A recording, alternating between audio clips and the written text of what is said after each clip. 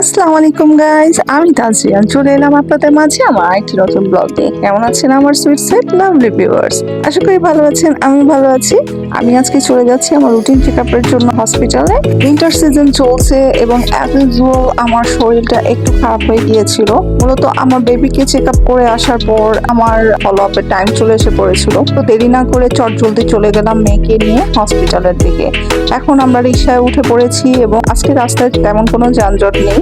ওয়েদারটাও খুব ভালো লাগছিল, একটু একটু ঠান্ডা লাগছিল, তাই শল নিয়ে নিলাম এবং এখন আমরা গল্প করতে করতে চলে যাচ্ছি আমাদের গন্তব্যের দিকে। মূলত আজকে আমাকে দুটো ডক্টর দেখাতে হবে, তো আমি প্রথমে একজনকে অ্যাপয়েন্টমেন্ট করেছি। ওখানে যেয়ে ভাবলাম যদি একজনকে দেখিয়ে সময় করতে পারি দেন আমি আমার মেইন ডক্টরটাকে দেখাবো। তো আজকে আমি যেটা করেছি, আমার ছেলের এক্সাম শেষ হয়ে গিয়েছে। আমি হচ্ছে গিয়ে আমার ছেলের এক্সামের জন্য আমি আসলে বসেছিলাম, কজ বাচ্চাদের পড়াশোনা থাকলে ওই সমস্ত চাপ নিলে আর দেখা যায় নিজের স্বাস্থ্যের দিকে একেবারেই নজরদারি করা হয় না, যার দারুণ আমি অনেকটাই অসুস্থ হয়ে পড়েছিলাম। অসুস্থ বলতে হচ্ছে যে এমনিতে সুস্থ আছি, বাট মেডিসিন গুলো নিচ্ছিলাম, তো তার মাঝেও একটু অস্বস্তি ফিল করছিলাম, যার কারণে ভাবলাম যে না, আসলে আমার ফলো আপটা করিয়েই আসি। তো বেটার হয়েছে যে আমি আজকে সময় করে বার হতে পেরেছি। মূলত এমনিতে তো সংসারে আনুষঙ্গিক কাজ করেই থাকে, তো সবকিছু গোছগাছ করে আজকে রওনা হয়ে পড়েছি।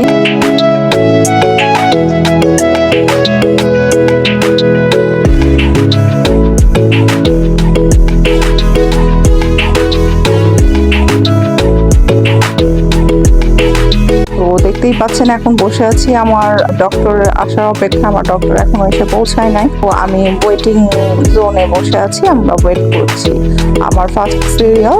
তো আমি এখান থেকে সিরিয়াল দিয়েই গিয়েছিলাম, তো এখন আমার প্রথম সিরিয়াল। উনি আসলেই আমাকেই সর্বপ্রথম অ্যাটেন্ড করবেন। আমার প্রথম ডক্টর দেখানো হয়ে গেছে, দেন আমি এখন সেকেন্ড ডক্টরকে দেখাবো। তো এখানে হচ্ছে যে আমার সেকেন্ড ডক্টর দেখানোর আগে আমাকে কিছু করে নিতে হয়, সেই টেস্টগুলো করানো হয়েছে এবং এটা হচ্ছে আমার সেই মূল ডক্টর যিনি কিনা খুব ভালো এবং খুব অভিজ্ঞ একজন মানুষ। কি বলবো, তার বিহেভিয়ার, তার আচরণ, তার মেডিসিন সবকিছু মিলিয়ে আমি আসলে অনেক দ্রুত সুস্থ হয়ে পড়ি। তো আজকে উনি অনেক গল্প করলো আমার সাথে এবং আমার ব্লগে আসার জন্য সে রাজি হয়ে গেল। তো আমার কাছে বিষয়টা অনেক বেশি ভালো লেগেছিল।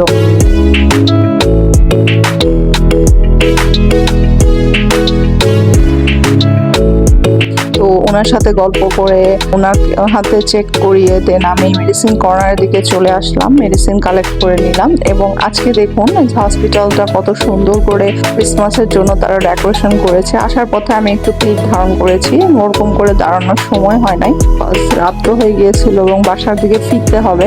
তো এরই মাঝে আম্মুর কল চলে এসে পড়েছিল। আম্মু জিজ্ঞাসা করছিল যে কোথায় গিয়েছিলাম, তো আম্মুর সাথেও গল্প করে নিলাম। এখন আমরা মা মেয়েরা গল্প করতে করতে বাসার দিকে রওনা দিব।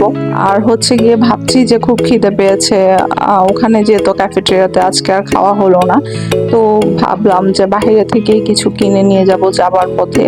তো সেটা নিয়ে আমরা মা মেয়েরা ডিসকাস করছিলাম এবং চলে এসে পড়েছি হচ্ছে যে সেই পুরন ঢাকা আমাদের বাড়ির খাবার বলতে পারেন, যেটা কাবাব এবং যেটা খুবই টেস্টি লাগে খেতে এবং বিকেলের স্ন্যাক্স হিসাবে এবং রাত্রের ডিনার হিসাবেও মন্দ নয়।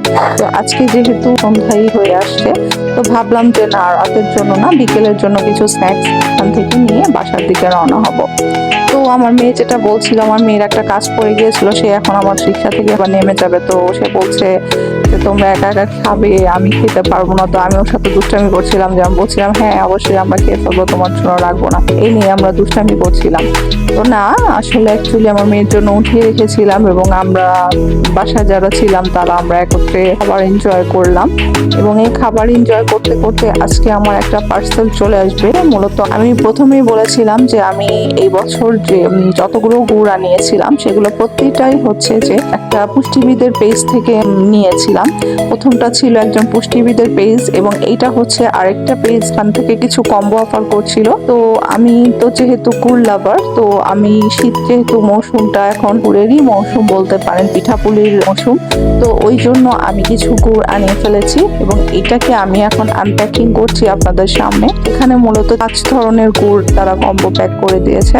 একটা হচ্ছে বীজ গুড়, একটা হচ্ছে দানাদার গুড় এবং একটা হচ্ছে ফয়েল পাটালি এবং একটা হচ্ছে হচ্ছে কি বলবো, আরেকটা হচ্ছে যে চাকা চাকা পাটালি মানে গোল পাটালি যেটা বলে, এটা হচ্ছে ফয়েল পাটালি। তো এই সমস্ত গুড়গুলোকে আমি আনিয়ে নিয়েছি, মূলত আমি এগুলোকে টেস্ট করব, দেন যদি ভালো হয় বরাবর আমি এগুলো পেজ থেকে আনানোর চেষ্টা করব, ট্রাই করব।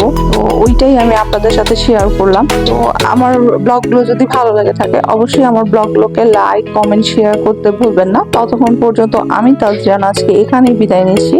So love you viewers, till then take care, bye bye.